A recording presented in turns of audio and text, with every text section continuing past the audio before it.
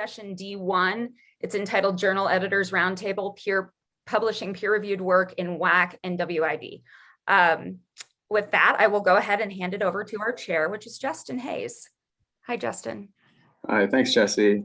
So I'm Justin Hayes. I'm associate editor of Helix, and I'm joined by Cameron Bushnell, editor of the WAC Journal, Michael Cripps, editor of Across the Disciplines, Paul Pasquaretta, managing editor of Helix, and Julia Voss, associate editor of Across the Disciplines. And so the plan is we're going to make some brief remarks about our respective journals, including perhaps some emergent trends based on submissions, as well as some guidance for potential contributors. Okay, and following our opening remarks, Michael will basically steer the ship from there and guide us through a conversation with the editors. And so if there are no initial questions, and if I haven't gotten anything wrong yet, I guess we can get started. And our first speaker is Cameron. Thank you so much, Justin, for that. I'm going to share my screen with you in a few brief slides. Thank you all for coming this morning. It's really a delight to see you all. It's a very much a pleasure for me to be on this panel. So here we go.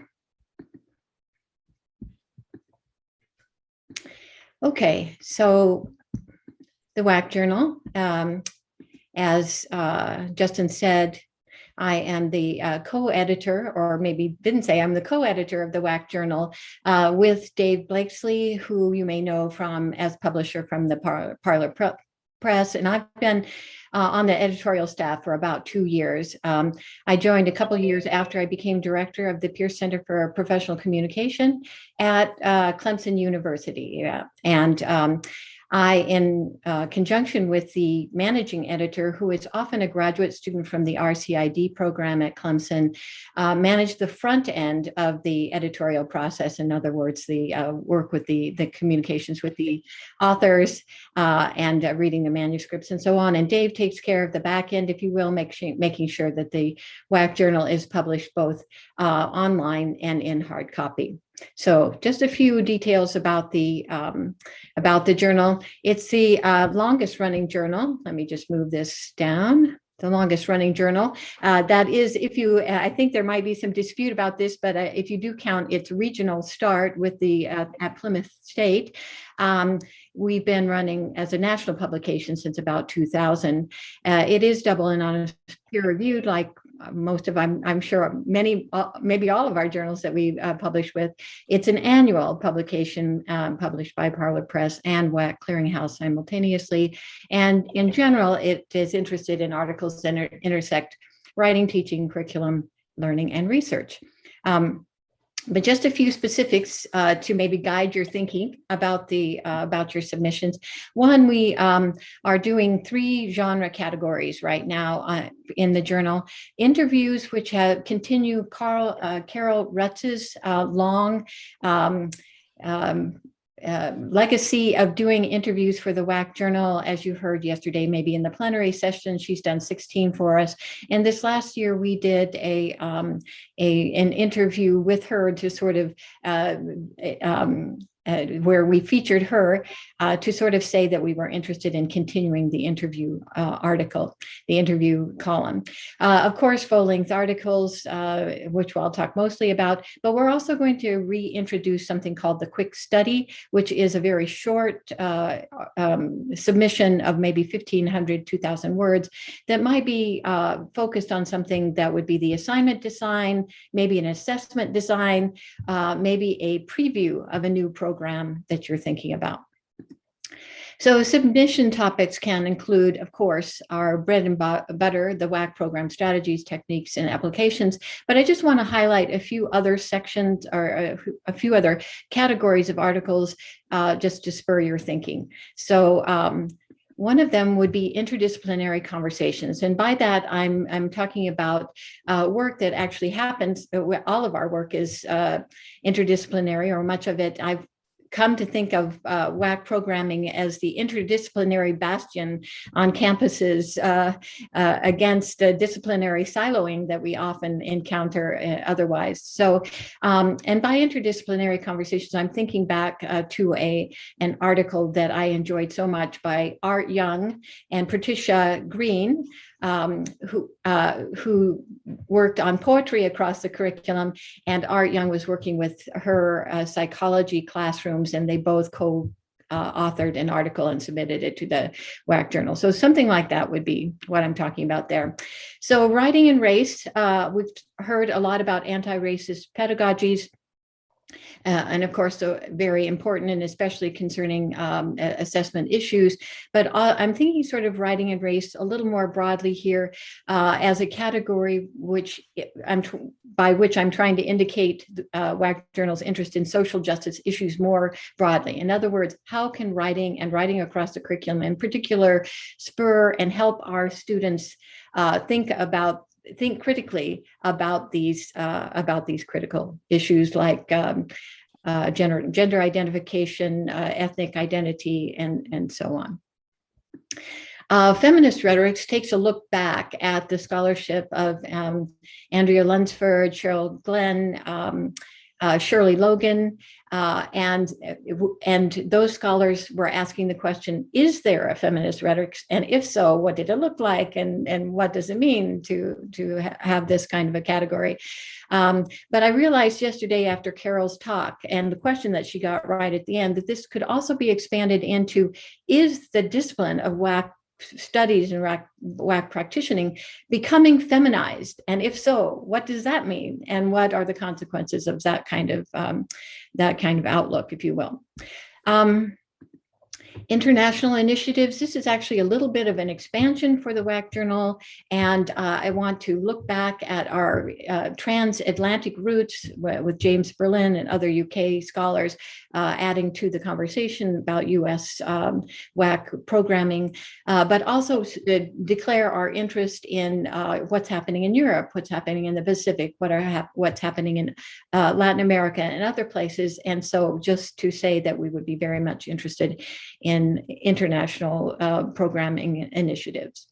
And then the last thing is emergent technologies and digital literacies. I know we're all interested in this. I wanted to just leave you with an example.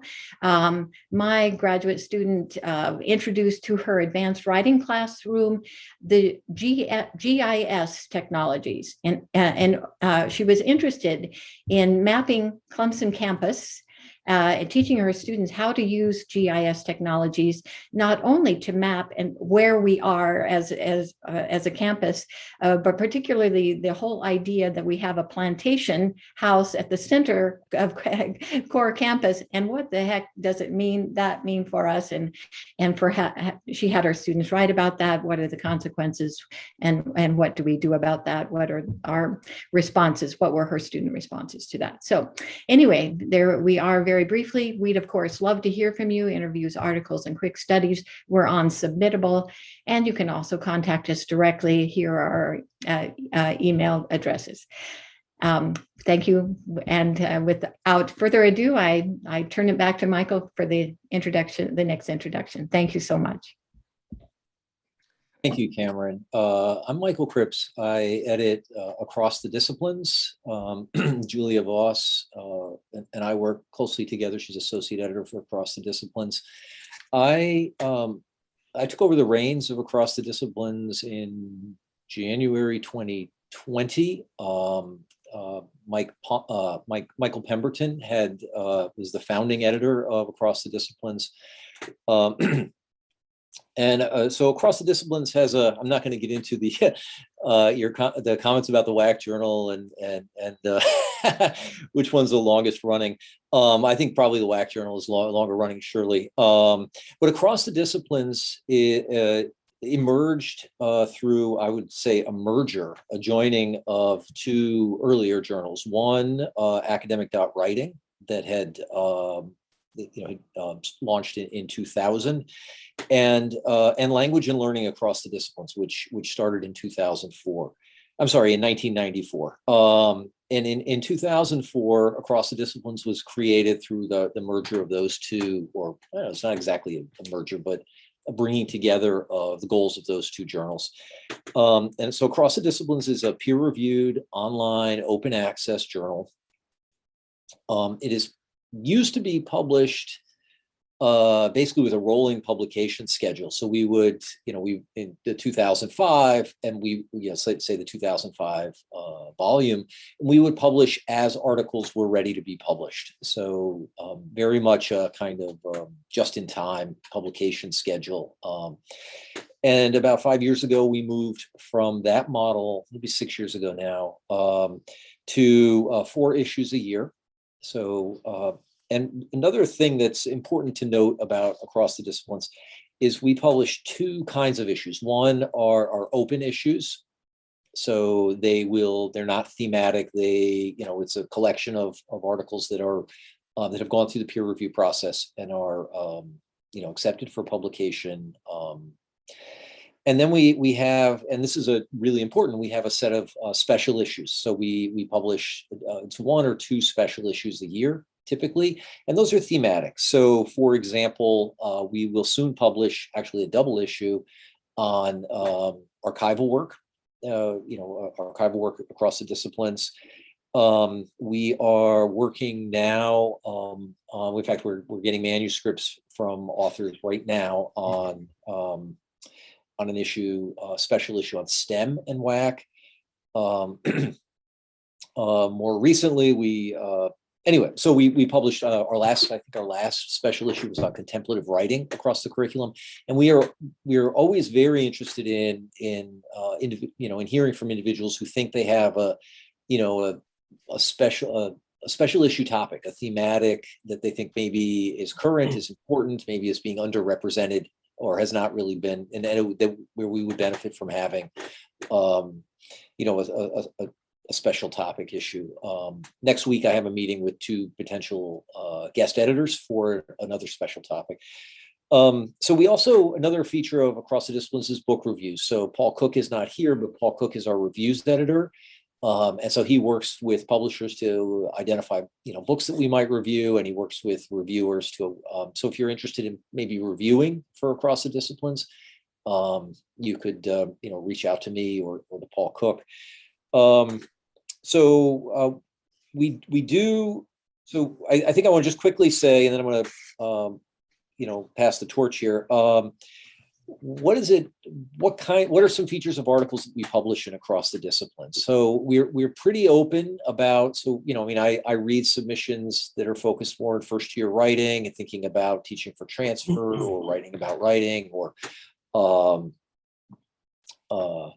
so some of it is sort of starts in the first-year classroom, but then is thinking beyond the first year writing. A lot of it is, broadly conceived writing in disciplines, writing in professions. The one feature that I think is pretty important is articles that get published Across the Disciplines almost always have an empirical component, right? There's a study involved. I've done an investigation. I've got some kind of a methodology. I've got some, I'm going to use the word data. We're pretty open about the methodology. Quantitative, qualitative, mixed methods, even historical, archival. But the idea of it's not a reflective. We typically reject a submission that is a kind of a reflective, not empirically based. It's important for an article to get through the process. It's important that it be clear about which aspect of the field it's speaking to, and where what its contribution to what the contribution might be. And even though we're pretty open about, we don't say, oh well, it's. So for example, I'm reading an article right now that's on in the first year writing classroom, and so we went to say Across the Disciplines. Why is that not in 3Cs? Let's say. We're pretty open, but there has to be some connection to writing across the curriculum, or writing in professional contexts, or writing in disciplinary contexts. Another thing I guess that I would say, and this is not a requirement for across the disciplines, but one of the things that we often see is many of the articles that we read and that eventually get published, not all though, of course, follow a model that we see in the sciences and social sciences, right? And that probably is because of the empirical dimension, but the kind of IMRAD or loose IMRAD structure: introduction, methods, results, and discussion. So maybe it's something like 65 to 75% of the articles we publish have a loose, employ that kind of structure, loosely defined.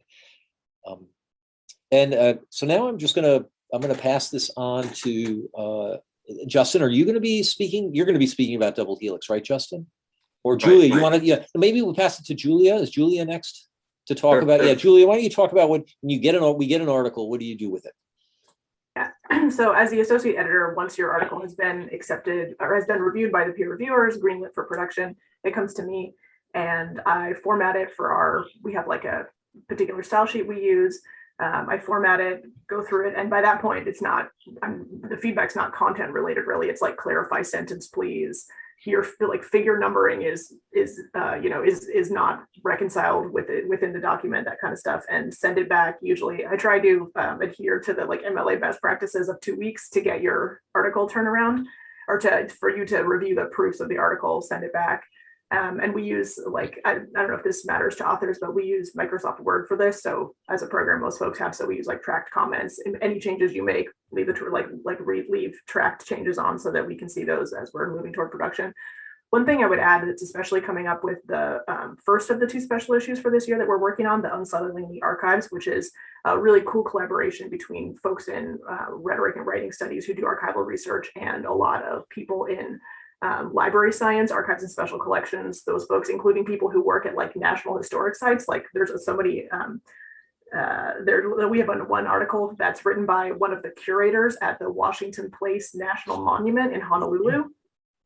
Anyway, a big plug for that. But one thing that's coming up there is that a lot of those people are coming more from a like textual tradition. And secondly, they're using a lot of media, like many pictures, figures, embedded media, that kind of stuff, which is encouraging us to move in direction of taking more advantage of the fact that we're a digital publication, which I know is actually part of the history of ATD, when ATD was published, like Michael was talking about, as a rolling submission kind of thing. But as we have turned our format into more of a familiar print journal look, that I think has a little bit been, and maybe the nature of the submissions too, that has been less a feature of ours. So like one thing that we're sort of exploring and would encourage future authors submitting to do is to like be expansive and capacious in the kinds of content you're thinking about including in your article. Because one of the things that's been kind of exciting for me is from a layout perspective is like, what do we do with these almost more like magazine type scholarly articles that include a lot more media than we're typically used to in the IMRAD format that Michael mentioned is the kind of bread and butter of ATD for the last decade or so. That's one thing. And another thing that we're doing as we are including more of those media pieces is to think about accessibility, just in the sort of standard, like web standards kind of sense of using alt text for media assets to make those, because since we're a digitally, like you could print our articles, which are PDFs, but in their final publication, but because we kind of expect that many people will read them as digital documents, we're thinking about and asking authors to generate that accessibility content to make from a usability perspective. Anything you want to add about like sort of recent directions, Michael? No, I think that, let's save as much time as possible for Q&A. Yeah. Okay, thank you, Michael. Thank you, Julia. So I'm Justin Hayes, associate editor of Double Helix, which is, I think, by far the newest of the 3 journals. And I think in terms of the general characteristics of the journal, I think I'm going to leave that heavy lifting to Paul Pasquaretta, our managing editor, in Q&A. What I'd like to do is just highlight, very briefly, recent work in Double Helix that addresses, I think, both implicitly and explicitly, what's going to be kind of an abiding paradox in higher education. And that is that critical thinking is widely valued and promoted as a central learning outcome in universities. Yet there seems to be little consensus about what exactly critical thinking is. Okay? And I'm I try to share my screen, and as I kind of mentioned to people before the session, that simultaneously Zooming and PowerPointing is it's kind of a big ask for Justin, for anybody who knows me. So we'll see what we can do.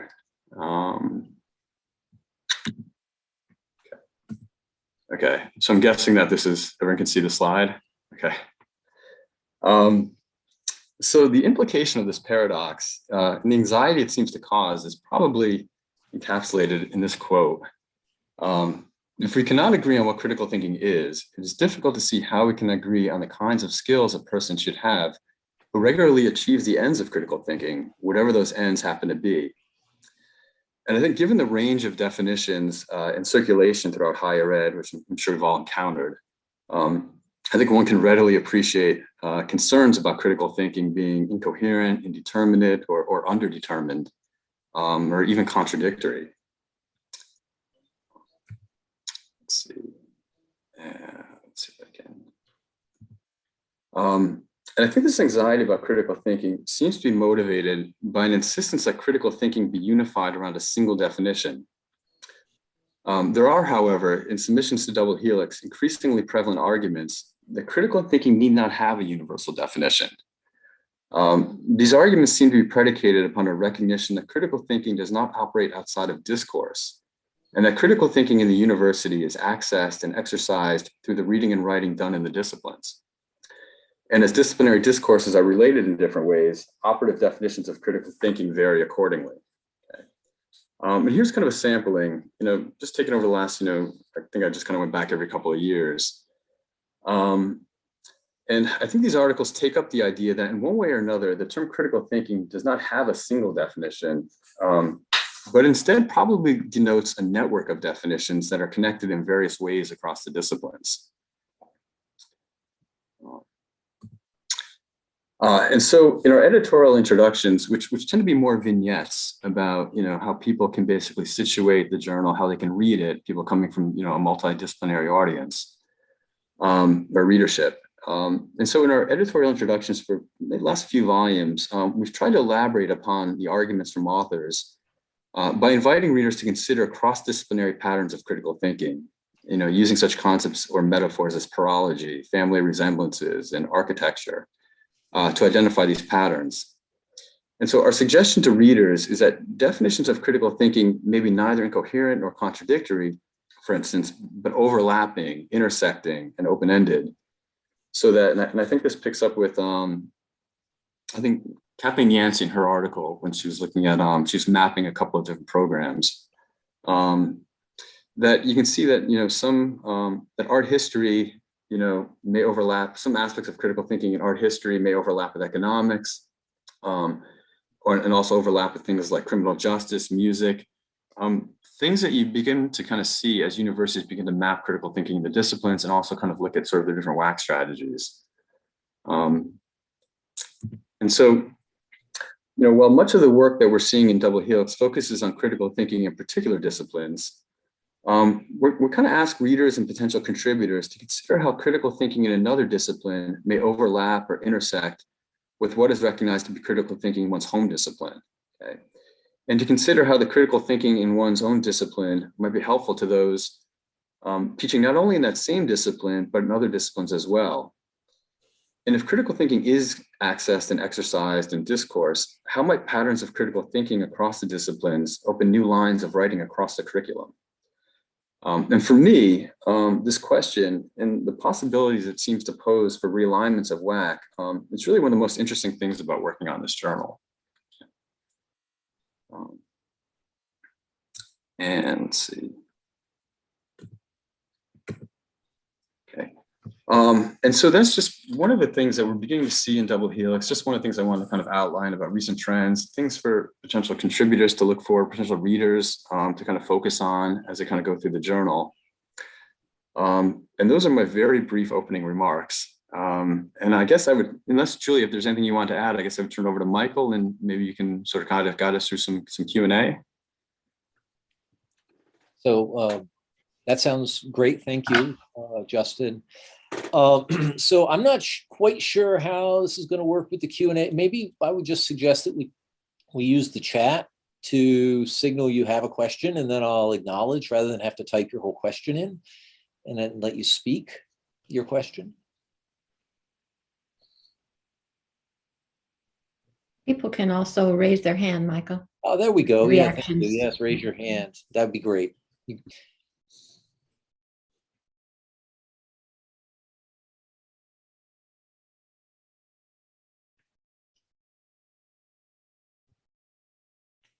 Oh, Michael Pemberton. There's a hand. Good to see you. Hi, everybody. Nice to see you all again, and thanks for sharing information about your various journals. I have one brief comment and a question. The comment has to do with the special issues that Across the Disciplines publishes. One of the things that emerged from that sort of thematic issue trend was the development of an ATD book series. One of the things that I noticed, and I'm sure you're noticing as editors of the journal, was that sometimes we would advertise themed issues and we'd send out a call for proposals, or the guest editors would, and the guest editors would be inundated with a flood of proposals, not all of which, even though many of them were excellent proposals, could be published within the limited space of a single issue of a journal, even though that journal was something that was open access and available online. So we still have a good relationship between the book series and the journal to develop some of these themed issues into larger, richer, more comprehensive kinds of explorations of some of these thematic topics. So that's another thing for people who are considering proposing themed issues to keep in the back of their minds. So the question that I have is, since this is obviously a panel that's dealing with scholarly work across the disciplines, I'm wondering if those of you who are the current editors have considered the possibility of sort of thinking about journal issues across the WAC disciplines, if that makes sense. Are there ways in which each of your individual journals might find ways to work together productively, possibly on the development of an issue that is published in more than one journal, or maybe different kinds of articles related to a theme that are published in one or more journals? Or can you envision ways in which there might be some kind of cross-fertilization among the scholarly work that you're working on and publishing?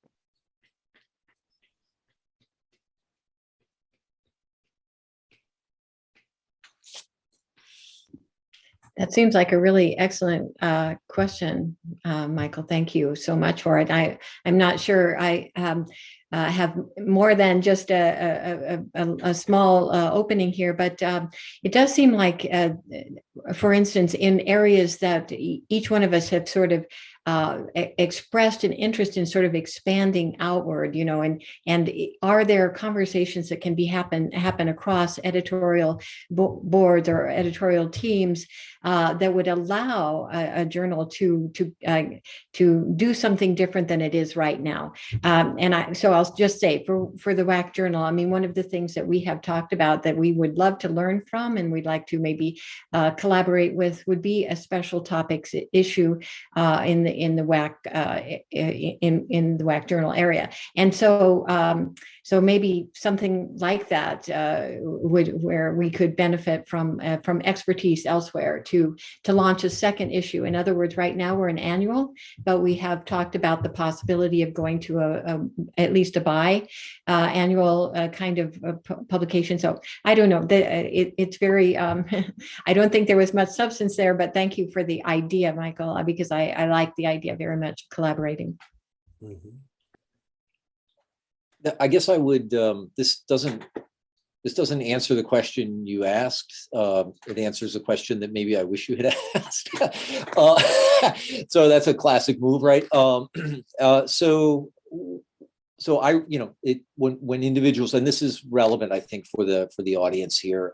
So when an individual sends an article to Across the Disciplines, sometimes it doesn't seem like it's going to be a good fit for Across the Disciplines, but I might think it's a good fit potentially for another journal. And that journal might be Double Helix, or that journal might be the WAC Journal, or it might be another journal. And, you know, in writing to the author, either, you know, before we get, you know, sometimes I get an article and I say, this doesn't really fit ATD. And so it doesn't go out for review, but it has potential promise. And I'll suggest to the author, you might consider sending it here or there. And then sometimes after peer review, it comes back and the readers actually say, it looks like it has promise, but it doesn't really fit in across the disciplines. In other words, I missed it. I thought maybe it did, but the readers don't think it does. And then I'm also I might suggest, hey, you might look at maybe the WAC Journal might be interested in this or Double Helix. So it's not exactly what you're asking for, but and my hope is that other journals are doing the same thing, right? Other editors are doing something similar, and then we might see a submission that comes from a recommendation like that. Yeah, I think you're raising a really interesting question, which is is something I was thinking about as I was listening. Really, Cameron, to your brief remarks.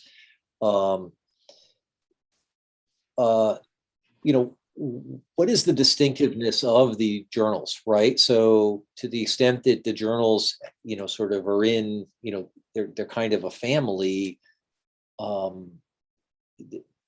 But we have there is some distinctiveness, and I think, Michael, your suggestion is really interesting. Like, how could we do something that takes advantage of the distinctiveness, but that a thematic that goes beyond what any one of these journals might normally work in. We'd have to collaborate more than we do now to really explore that, I think. I think one of the things that I thought of when you posed this question, Michael, was so for the most recent two special issues, the Unsettling the Archives one and the WAC and WID in STEM, we had the guest editors had a flood of responses, which is part of the reason why Michael is bringing up the book series, because for sure in the case of the archives issue, and maybe also in the case of the WAC, WID, and STEM, the editors are simultaneously, or maybe once they wrap up the issue, working on an edited collection that includes some of the other great submissions that they received. I don't know, Michael, if you remember the numbers, but it was because especially for the WAC, WID, and STEM, because the call went out last fall. So after the pandemic was well in swing, the editors or the guest editors were really worried they wouldn't get any submissions. Do people have bandwidth for this? And they got a ton. So I'm wondering if this might be a way to think about when the kid went in sort of fortuitous overabundance cases happen, if it might be a way to be able to publish more content and also a way to think about what are we looking for when we are looking at the responses for a special issue. Again, so given that special issues are not a regular kind of characteristic of Double Helix or the WAC Journal, if that might be something to explore, like Michael said, if we put some work into increasing our sort of networked collaboration as journals that all publish in the kind of WAC subfield. Yeah. So I see there's a question. Andrea has asked a question. What are you looking for in reviewers?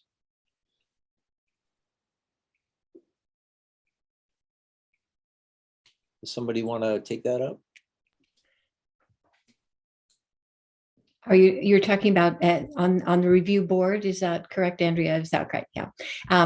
Well, we rely on our review board a great deal, and we'll go to our review board, our selected review board first. And it often is that even for our annual that we will be calling on our reviewers 2 or 3 times. Maybe even a few more, but say 2 or 3 times on average for reviewing an article for us. And we usually ask for about an 8-week turnaround by the time they get an article to be able to write it up and consider it and write it up and get us a response that we can send back out to the author, share with the author. So about an 8-week turnaround for 2 or 3 articles a year would be what the WAC Journal is currently looking for. Yeah.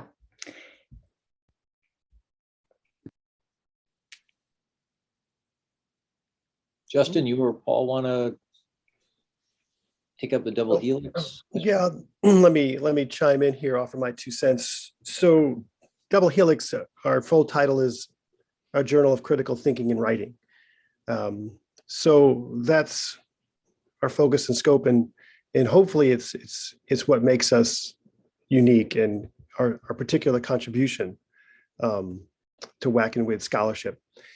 I think, as Justin was pointing out, there's some paradoxes in all of this, because I would imagine all of the articles in one way or another, whether deal with thinking at some level, but our intent is to bring together two significant, or if not primary, concerns of faculty, which is that their students are able to think critically, whatever that means, but also communicate it effectively.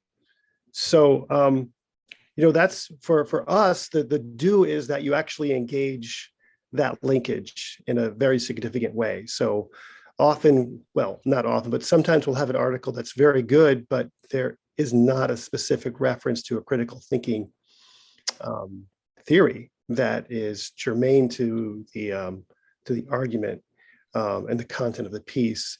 And so a do would be to make sure that that is in there in some significant way, because that's basically what we're looking for. What we're trying to do is bring together two things that tend to be kept separate. Like, so if you think of the Association for American Colleges and Universities, there's separate rubrics for critical thinking and for written communication, right? And so the critical thinking rubric will talk about habits of mind, inquiry, analysis, exploration across the genres, different presentation modes, right? Which could include writing, but it's not specified. And the written communication rubric will also talk about the expression of ideas, purposes, content, how it relates to the audience, which are thinking concerns, but it doesn't really engage the concept of critical thinking. So, based on our experience and some of our surveys early on, what we're trying to do is link those two things because they seem to be primary concerns, particularly in the disciplines where someone might not really be thinking about writing per se, but will be thinking a lot about what their students are thinking and how it's expressed in that discipline through writing and other means. So that would be the big do for us, would be to make sure that you engage our focus and scope specifically in your submission.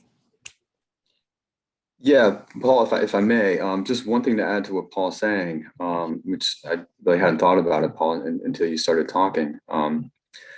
One thing that's very interesting about our submissions, and then this also follows from the kind of reviewers that, solicit reviewers that tend to match the sort of expertise within the piece,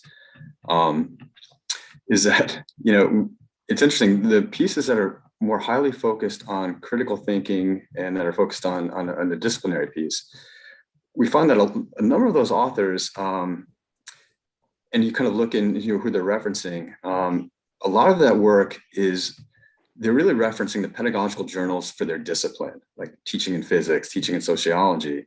And where those tend to be very, very good with critical thinking, they have very little commerce with writing across the curriculum, to the point that one of our members of our advisory board had said, and she's a sociologist, and she reviews for some teaching sociology journals.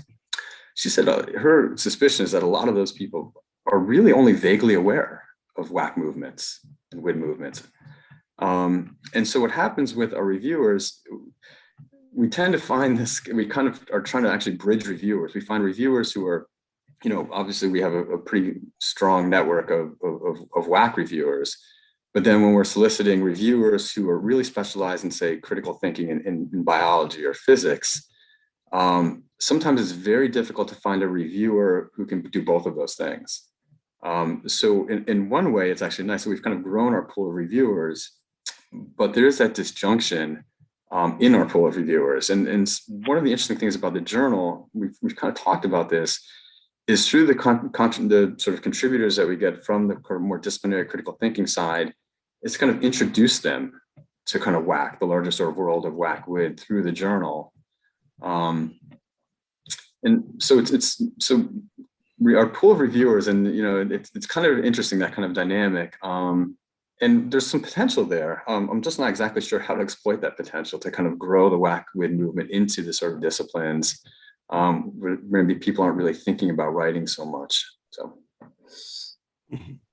So we seem to be answering or responding to kind of two distinguishable kinds of questions that are, we can see them in the chat here. One, what are we looking for from authors, but also what are we looking for in reviewers? And then the way Julia has, is, I think, elaborated what maybe was Andrew's original question, getting onto the review board, expanding the review board, shifting, changing the review board. And I guess for ATD, I just to say a couple of things. One, with regard to, so it's pretty interesting across the disciplines, and I was a little bit surprised by this some years ago, but maybe not. Maybe I shouldn't have been, given what you've just said, Justin. So most of the articles we publish in across the disciplines are authored or co-authored by somebody in writing studies broadly conceived, right? And so it's a journal called Across the Disciplines that, and we see very few articles say, hey, I'm a mathematician and I've looked at writing in mathematics and here's a submission. We do see those occasionally. The ones that I think tend to get through the process often have somebody in writing studies working with them. Maybe it's the writing center director, or the WAC director of the school has done some kind of work with a colleague in sociology or something like that. And I think, with regard to do's and don'ts for authors, I tried to kind of capture some things. It's a study. I've looked at this, and it might even be a pilot. I think, a pilot, provisional. I've done some research. Maybe it's a small N. Here's the question. Here's I'm grounding it in this aspect of the literature. This seems to be a question or something that's understudied. I've done the pilot study. It might be we've changed this part of our the curriculum. And then getting onto the review boards. This is a really important question, and kind of to answer. And it's one that I guess I'm thinking about. I've added, I think, a couple of readers to Across the Disciplines in the last year and a half. I can tell you it's kind of happened organically in the following way, and not unlike the way you just described Double Helix, Justin. We have a submission. I'm looking at the reader list. It seems like there's somebody who's not on our review board who would be a great reader for the article. And I reach out to that individual because, that person's scholarship, and the individual is interested in reading it, and, and then maybe, gets added to the review board. I guess what I would say to anybody on the Zoom call, if you'd like to be considered to be added to the review board, and you have a particular expertise that's in an area that is, in the wheelhouse of Across the Disciplines, feel free to reach out to me, and and maybe let's start a conversation about that. With regard to our review board, I try not to give a reader more than 2 articles a year. So we've got a pretty large review board, but I don't want to overtax, any individual. And, some people are, as with review boards, it's never the right time, or it seems never to be a good time for the individual. Others are always like, hey, happy to read that, and can you give me an extra week? And then they get it to me a week early.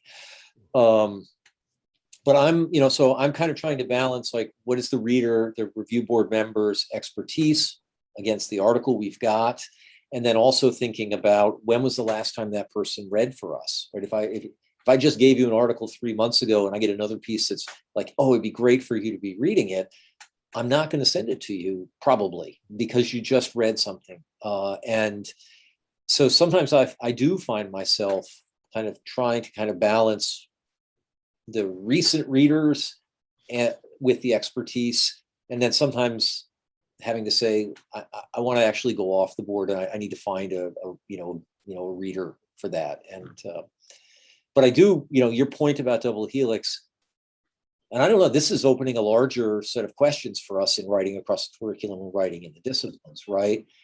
What is the degree to which what we do, how much of that is known, and I don't know, it's our colleagues in sociology and psychology and biology maybe aren't reading what we're publishing about writing in psychology and sociology and biology, and I think that's problematic, actually. And Andrea has another question, and I'm going to let somebody else pick this up because I just talked a lot. Are you all thinking about diversity on your review board?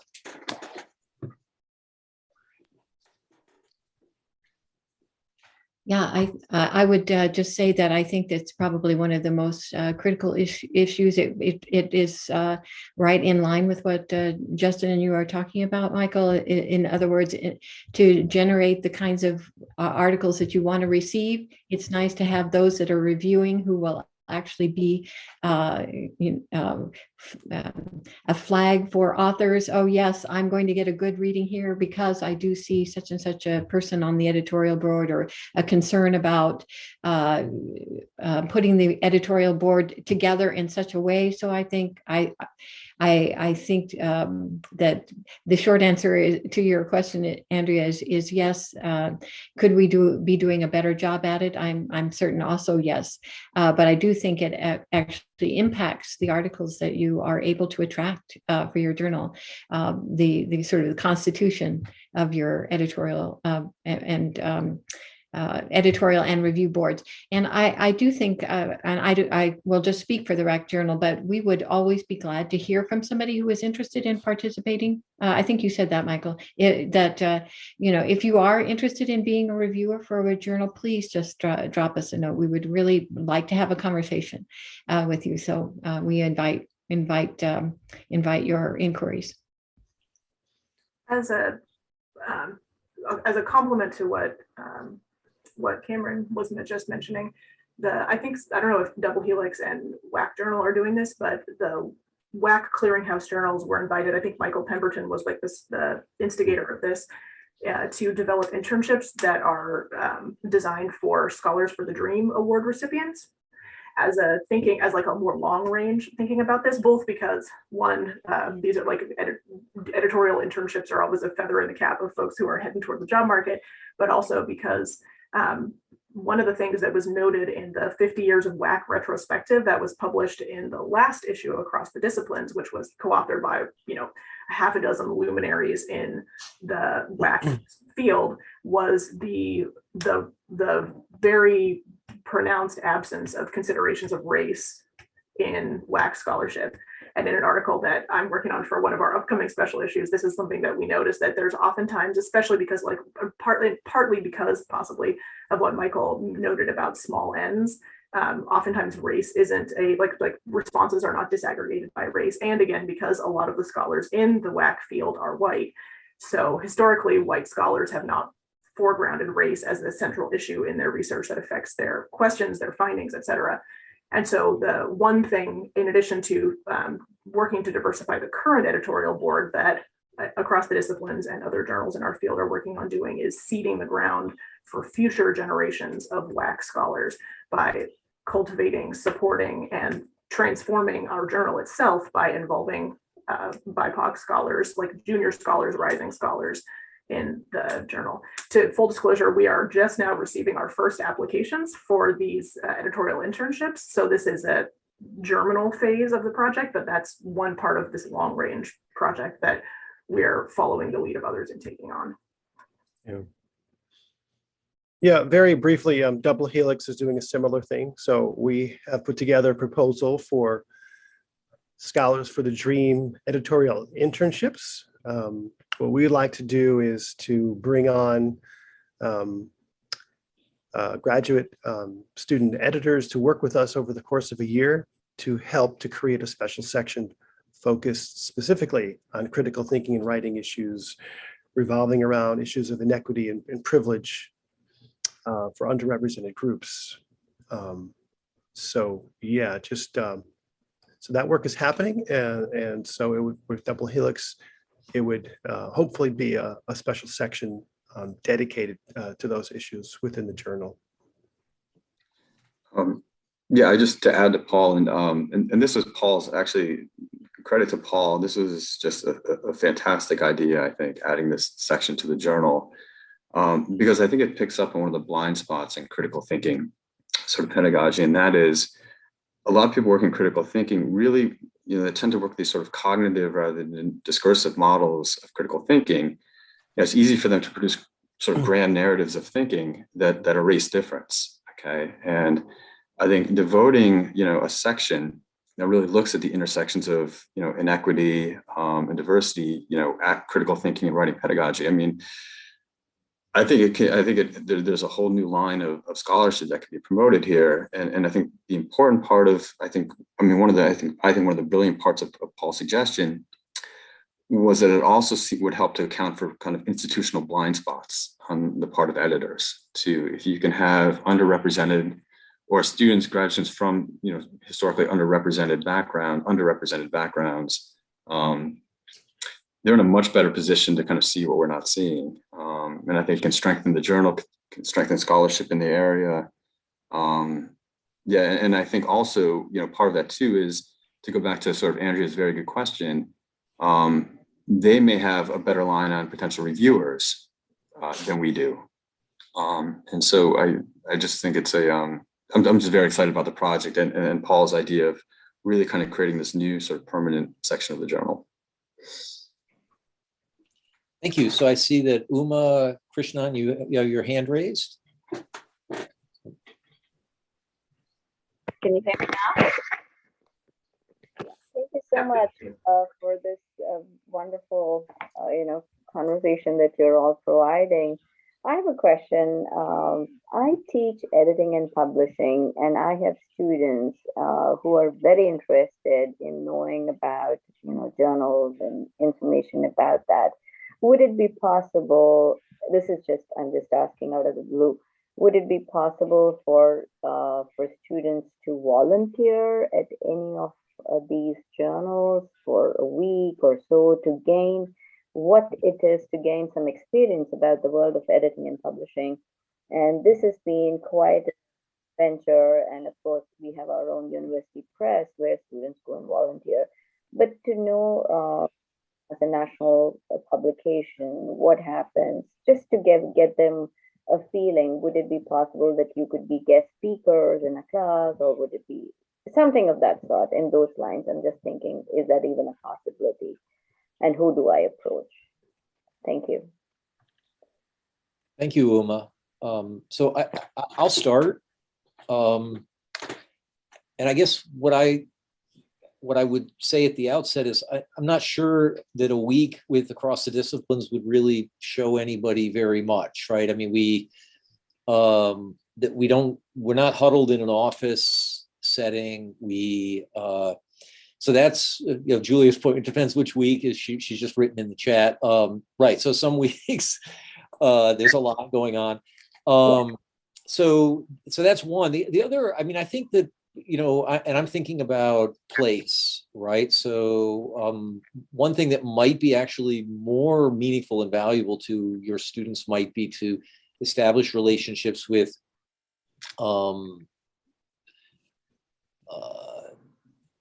places that are in your area, right? That are geographically near students, and that might be an internship, or it's linking with newspaper editors, or it's linking with.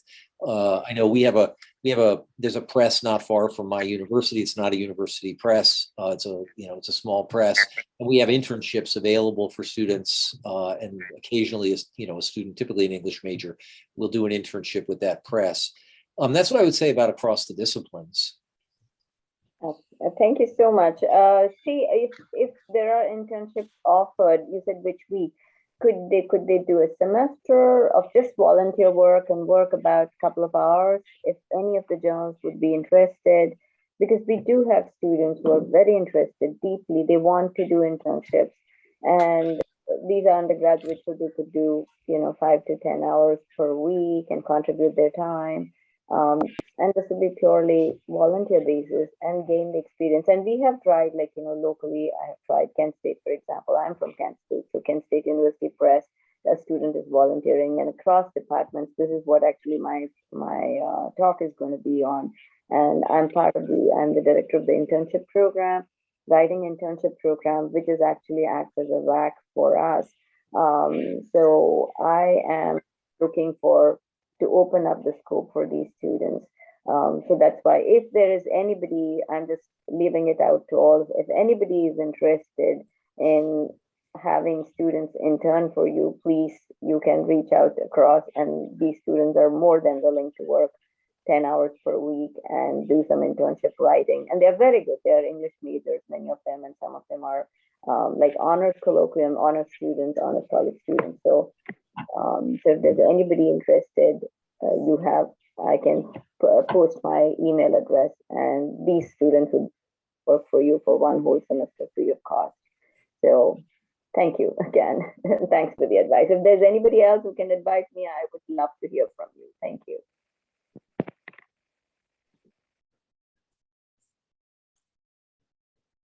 So Sarah has posted she said, Sarah Banting says you have a question, or you think you have a question. Form style of art. Could you ask that question? Yes, totally. I just couldn't type it. I hope this isn't a question that sort of I should already know the answer to, and it's a question about the history kind of WAC as a discipline. But I'm interested in kind of, given our attention, to disciplinary practices kind of across the curriculum, the whole spectrum, right? The ways that generally in our field we tend to prefer I loved the phrase loose IMRAD form, because that seems so right, and I've seen that with other journals too. I like, mostly it's just, I'd love to hear reflections about that form and why we might gravitate towards it in this field, like what it offers, maybe what it doesn't, and whether there are other modes of inquiry that we're or like whether you enjoy seeing other modes of inquiry in your like in submissions and stuff. Yeah, thank you. Well, since I used the word loose IMRAD, I guess the term loose IMRAD, which I guess I just made up, IMRAD light maybe.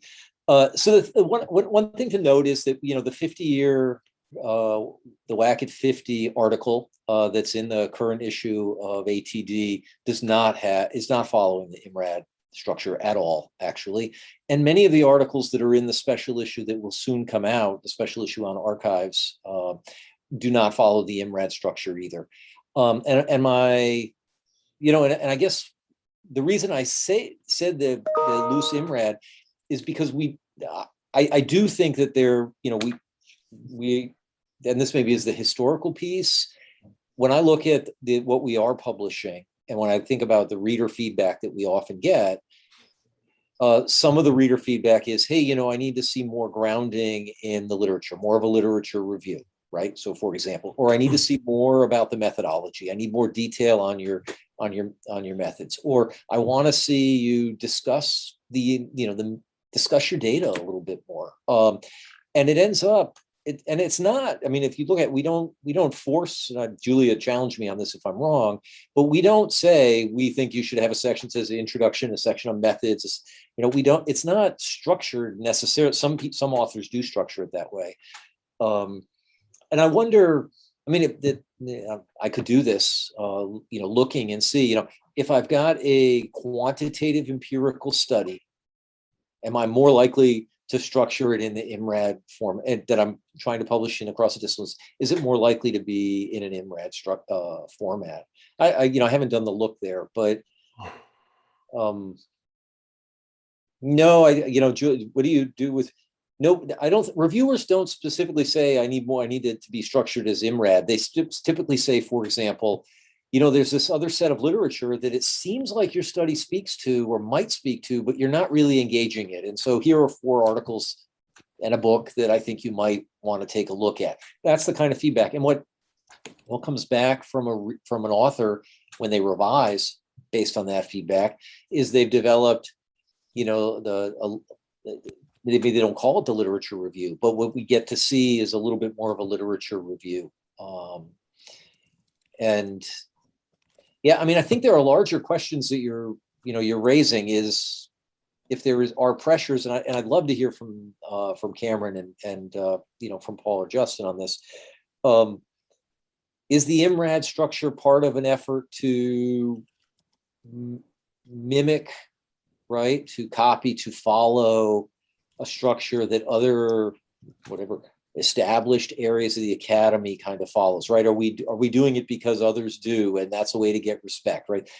I don't have a clear answer on that. I do think it's a method. I agree with you 100%. It's a method that's sort of been tried and true. I would say, Sarah, your question about whether or not what are we missing is a really important one, because I think sometimes what does happen is that I don't know, in my profession, I might want more front loading of the thesis and the reason and the purpose than you would necessarily, not that a good introduction is not going to cover those things, but sometimes they get sort of shifted to later on in the paper. So in my opinion, there is a little bit of something that can be lost. So maybe it's a hybrid model, but I do think appealing to scientific disciplines, we do try to, we're often encouraged to discuss methodology, for example, in particular, would be something that might get elided in otherwise. So, but it's a great question. It's a really good question, Sarah. So, just to add briefly to that, one of the things that I've noticed, and actually sometimes been a little bit surprised by, submissions where the claims don't really match with the kind of evidence that authors are giving. And I think what happens in those cases, we often sort of will kind of shunt research articles into what we call reports from the field, in which, these are sort of innovative ideas. These are ideas that other instructors can run with, but they can't just sort of make claims of pedagogical effectiveness, but rather here's what sort of we've seen in the literature, and this is something that we've tried in our class, and it's more of a kind of a suggestion proposal. And I think it may be that sometimes I suspect that there is, and this may be some institutional positionality, some kind of training, where there's this kind of slippage in which pedagogical work somehow doesn't sort of demand the same kind of rigor that maybe scholarly articles do. And I think that we kind of see that sometimes. So reports from the field, other things that we do are notes, scholarly notes, which might be closer to kind of, I think, Cameron, that new section I think that WAC is going to be working with. And the other section that I really sort of like is the provocateur section, which we haven't had many submissions for, but that is really for more kind of experimental kind of inquiry, experimental pedagogy. But we haven't seen, and I think there may just not be enough out there in the sort of kind of genre work that people see to kind of really kind of exploit that. But that's a section that I've been kind of waiting to take off. I know we're kind of running down on time, so I'm just sort of kind of blowing through my response.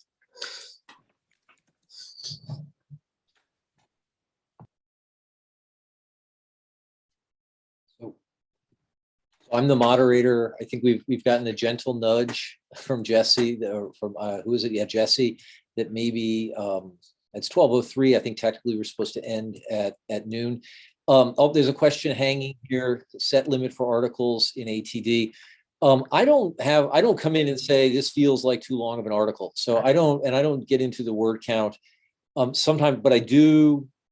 Sometimes I will say to an author, I think this could be really tightened up, and I'd be happy to send it out if you could take care of these things, because I think it could fit in ATD. Typically, I often take my cues from the reader, right? So the readers read it and they say, this thing could be really tightened up, or this whole section needs to be expanded. And I worry because we're not, we don't have to bind it in print. I'm not so worried about the length. I let the argument and the articulation of the project, what the contribution is, guide us. I feel like this is a quick question. Justin and Paul, or just Paul's out, and Cameron, do you guys have a chance to weigh in real quickly from WAC Journal and Double Helix? I think I would say a lot of the same things Michael's saying, and generally I leave it to reviewers. And if someone asks about their page length, let's see what happens through the review process. Reviewers may have some ideas about how to kind of, work with the length. But again, like Michael said, it's not a print journal, so it's not really that big a deal to me. more a guideline. And ours is definitely flexible. It says 6,000 to 8,000 as a guideline, but it's flexible. Thank you. Okay, guys, I hate to ruin the fun, but I think I do have to wrap it up. I really want to thank you all for being here. It was great. I love these roundtables with a lot of people talking live. I think those are the best. And what an awesome Q&A we had too. So thank you all for being here. This will be available probably by the end of the week up on the IWAC YouTube channel. So look for that if you want to see yourself on camera or review this or any other part of the conference. Okay. Thank you. Thank you, guys. Thank you. Thank you, Jesse. Thank you, everybody. Thank you, everybody. Bye. Thanks, everybody. Great seeing you.